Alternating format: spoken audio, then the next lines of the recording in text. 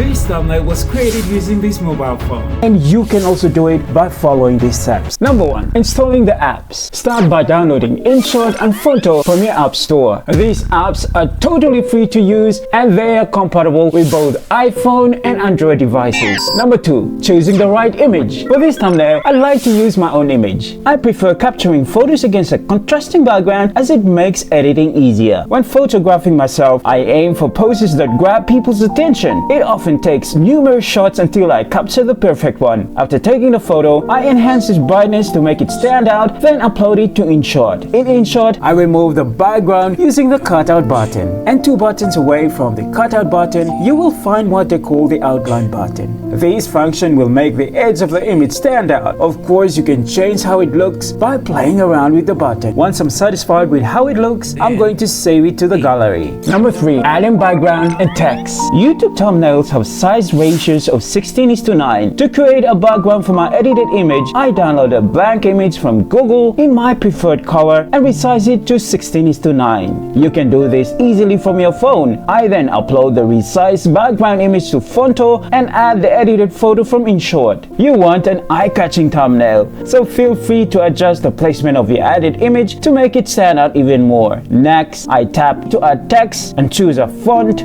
size, and color that complement my video. I often spend time tweaking the fonts and styles to create a simple yet eye-catching look.